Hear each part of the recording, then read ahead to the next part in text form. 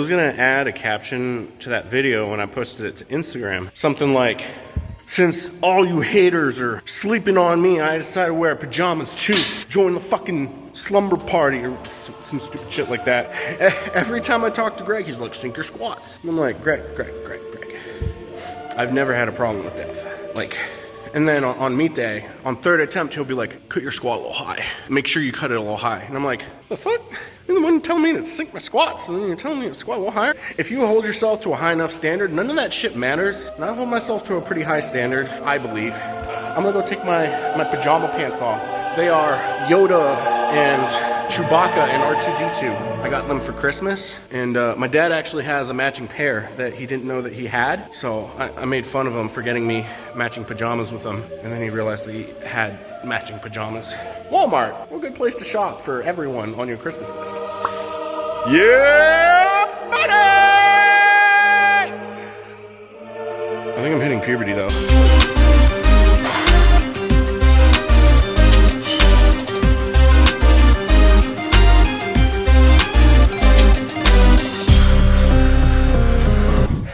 That one was a little odd, to say the least. So if you look at my knee wraps, one side you can see that there's little to no tail, and the other side is a quick release tail on the wraps. So I got an extra revolution on the side without the quick release because I wrapped myself correctly, and on the other side I had all that extra wrap, so I was able to do the quick release.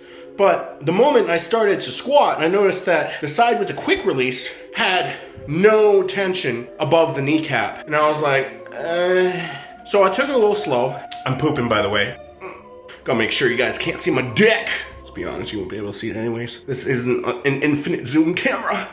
But yeah, that side was almost like squatting with a naked side and a not naked side, or like a sleeve on one side, because that wrap was just so awful. So awful.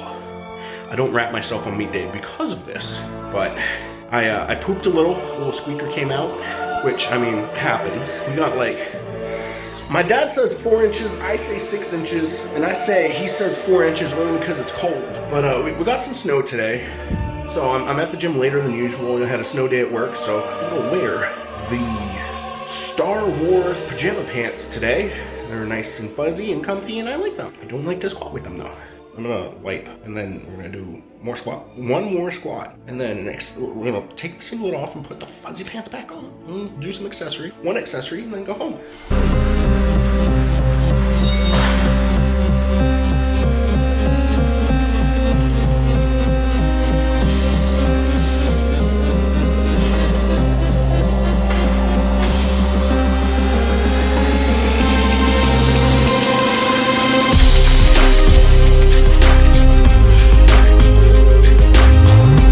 That sucked. What happened on that one, I wrapped myself good, so it's not that. On the descent, I started to get on my toes. And if you know anything about squatting, it's don't squat on your toes.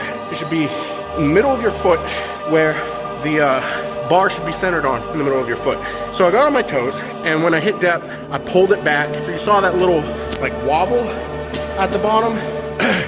This bar is very whippy. It's a 55-pound Texas squat bar, and it starts to bend between 500 and 600 pounds. So having 800 pounds on the bar turns into a noodle. Like, let me walk over.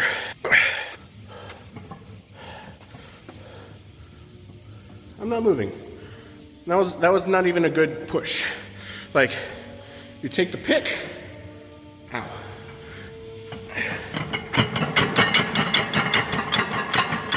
And it's wobbling.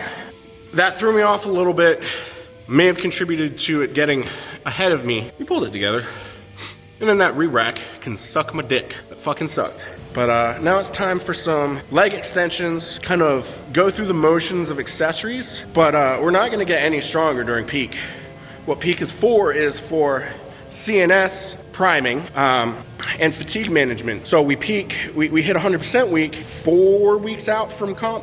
3, 4, 5, something like that. And all the other weeks is recovery basically. But you keep the weight high, so it's almost like a CNS deprived deload because we don't hit 50% until 2 weeks out from the meet. So we got 90% next week. That's basically all I have to say. I'm gonna take the monkey suit off and put my fuzzy pants back on.